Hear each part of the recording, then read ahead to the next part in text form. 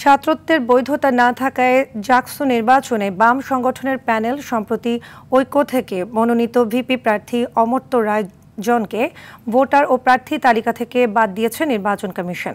গতকাল সন্ধ্যায় জাকসু নির্বাচন কমিশনের দেয়া এক বিজ্ঞপ্তিতে এ তথ্য জানানো হয়।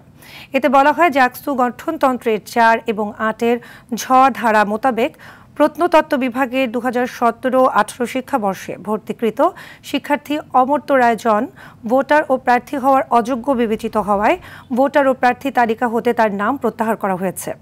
এর প্রতিবাদে রাতে বিশ্ববিদ্যালয়ের বটতলায় সংবাদ সম্মেলন করেছে বাম সমর্থিত সম্প্রীতির ঐক্য প্যানেল। উদ্দেশ্যটা সেটা হচ্ছে নতুন জাহাঙ্গীরনগর বিনির্মাণ। আমরা যদি নির্বাচিত নাও হই তাও এই তথ্যটা আমরা এভিডেন্স আকারে বিশ্ববিদ্যালয়ের প্রশাসনকে উপহার দিব। আগের দিনগুলোতে যে প্রচারণা চালিয়েছি হল ভিত্তিক, অনুষদ ভিত্তিক বা বিভাগে আমরা গিয়েছি, বটতলায় গিয়েছি, বিভিন্ন জায়গায় আরো ক্যাম্পাসে, তো ভালো সাড়া পাচ্ছে, আমরা অত্যন্ত আশাবাদী। দর্শক, জাহাঙ্গীরনগর বিশ্ববিদ্যালয়ে এই মুহূর্তে আছেন সহকর্মী ওমর ফারুক। আমরা সরাসরি চলে যাচ্ছি তার কাছে। ফারুক, নির্বাচনী প্রচারণার 2 দিন বাকি, এই মুহূর্তে ভোটার ও প্রার্থী তালিকা থেকে কাউকে প্রত্যাহার করার বিষয়টিকে কিভাবে দেখছে শিক্ষার্থীরা? সাদি, আপনাকে ধন্যবাদ।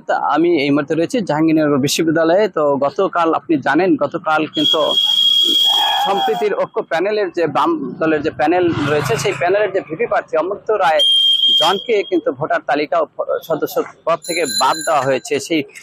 সেটাকে কেন্দ্র করে কিন্তু জাহাঙ্গীরনগর বিশ্ববিদ্যালয়ের ছাত্রছাত্রীদের মধ্যে একটি আতঙ্ক ছড়িয়ে পড়েছে যে নির্বাচনে একটি সংখ্যা সৃষ্টি হয়েছে বলে আমরা দেখেছি।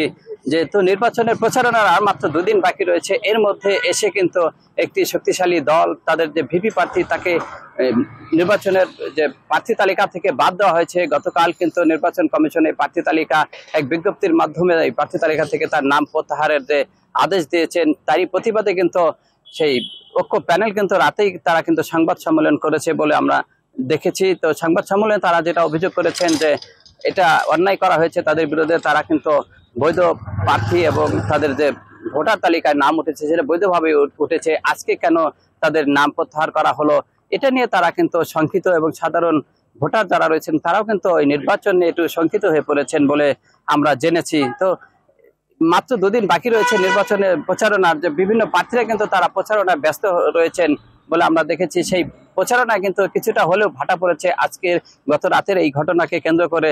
তো জাহাঙ্গীরনগর বিশ্ববিদ্যালয় এই মুহূর্তে একটি সংখ্যার বয়ে চলেছে বলে আমরা দেখেছি। তো জাহাঙ্গীরনগর বিশ্ববিদ্যালয় থেকে আমার কাছে এই ছিল সর্বশেষ। সাদিয়া,